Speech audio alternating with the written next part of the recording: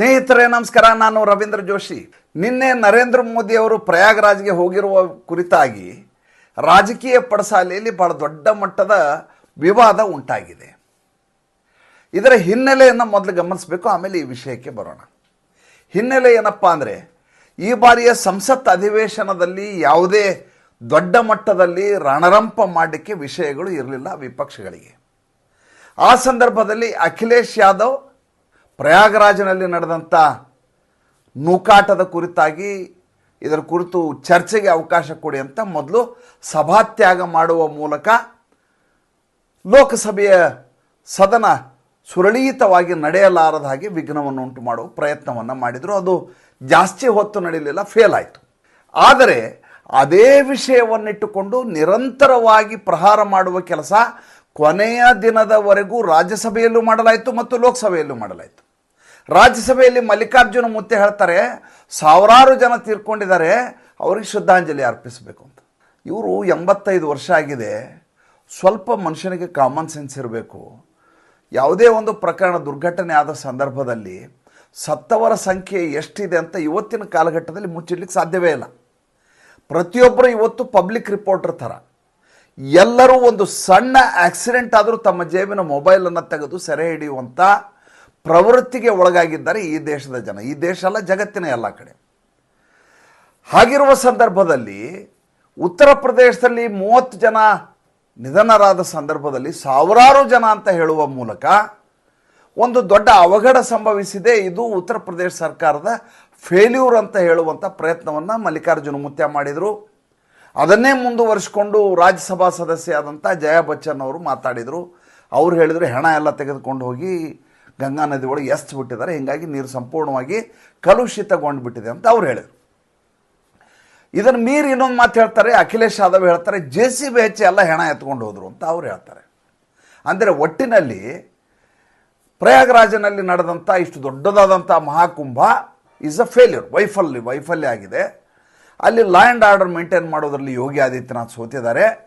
ಜನರಿಗೆ ಕೊಡಬಹುದಾದಂಥ ಭದ್ರತೆಯನ್ನು ಕೊಡಲಿಲ್ಲ ಅಂತ ಅವ್ರು ಹೇಳುವ ಪ್ರಯತ್ನವನ್ನು ಮಾಡಿದರು. ಅದು ಯಾವ ಕಾಲಕ್ಕೂ ನಡೀಲಿಲ್ಲ. ಏಕೆಂದರೆ ಯಾವ 28-29 ರಾತ್ರಿ ನಡೆದಂಥ ಘಟನೆ ಇದೆಯಲ್ಲ, ಮಧ್ಯರಾತ್ರಿ, ಅದಾದ ಪಕ್ಕದ ಸೆಕ್ಟರ್ನಲ್ಲಿ ಜನರಿಗೆ ಗೊತ್ತಿರಲಿಲ್ಲ ಹಿಂಗಾಗಿದೆ ಅಂಥೇಳಿ. ನಾನು ಕೂಡ ಅಲ್ಲೇ ಇದ್ದು ಬಂದಂಥ ಮನುಷ್ಯ.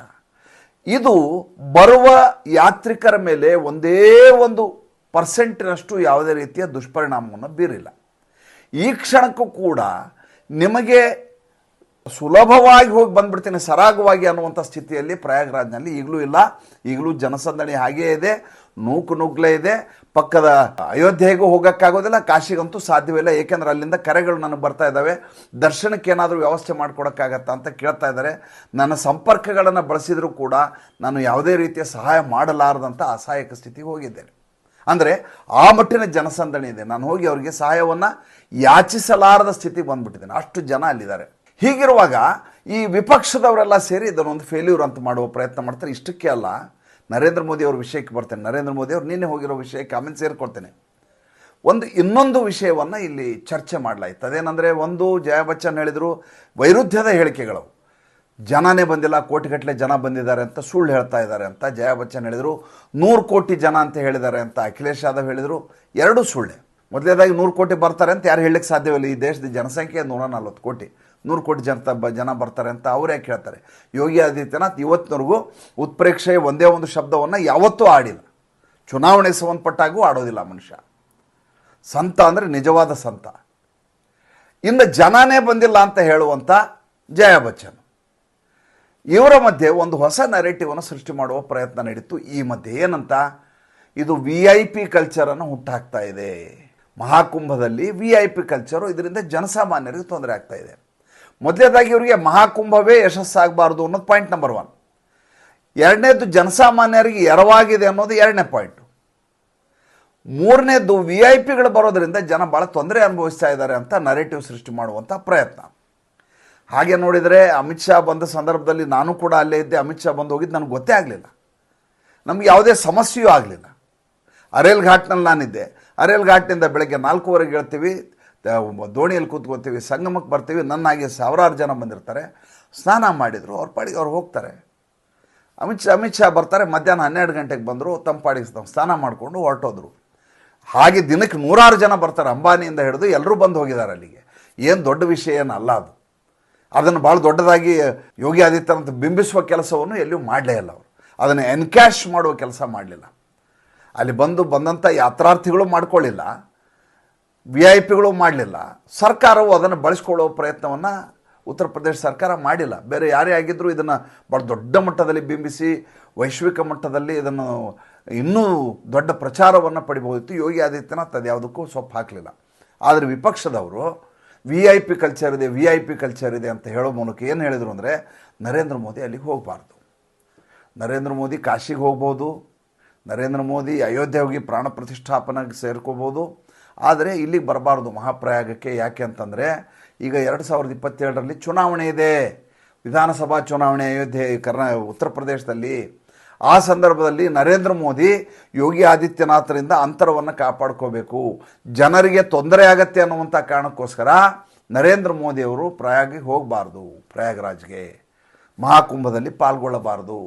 ಹಾಗೆ ಪಾಲ್ಗೊಳ್ಳದೇ ಇದ್ದಾಗ 26ನೇ ತಾರೀಕಿದು ಪರಿಸಮಾಪ್ತಿ ಸಂಪನ್ನಗೊಂಡ ಸಂದರ್ಭದಲ್ಲಿ ಮೋದಿಯೇ ಹೋಗಲಾರದಂಥ ಮಹಾಕುಂಭ ಇದ್ಯಾವ ಸೀಮೆ ಮಹಾಕುಂಭ ಅಂತ ಜರಿಯಬಹುದು. ನೋಡಿ ಯಾವ ರೀತಿ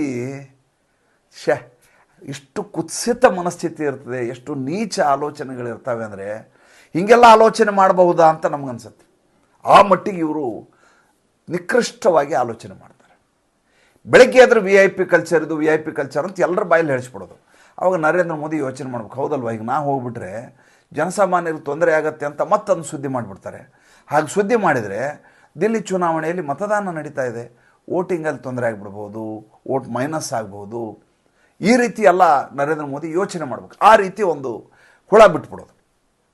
ನರೇಂದ್ರ ಮೋದಿ ಇದು ಯಾವುದಕ್ಕೂ ತಲೆ ಕೆಡಿಸ್ಕೊಳ್ಳಿಲ್ಲ. ಯಥಾ ಪ್ರಕಾರ ಹೋಗ್ತಾರೆ, ಸೀದಾ ಹೋಗಿ ಆ DPS ಸ್ಕೂಲ್ ಎದುರುಗಡೆ ಏರ್ಬೇಸಲ್ಲಿ ಹೋಗಿ ಅವ್ರ ವಿಮಾನ ಇಳಿಯುತ್ತೆ, ಅಲ್ಲಿಂದ ಅರೇಲ್ ಘಾಟಿ ಬರ್ತಾರೆ, ಅಲ್ಲಿಂದ ನೇರವಾಗಿ ಸಂಗಮಕ್ಕೆ ಬರ್ತಾರೆ. ಸಂಗಮದಲ್ಲೆಲ್ಲ ವ್ಯವಸ್ಥೆ ಮಾಡಲಾಗಿರುತ್ತೆ.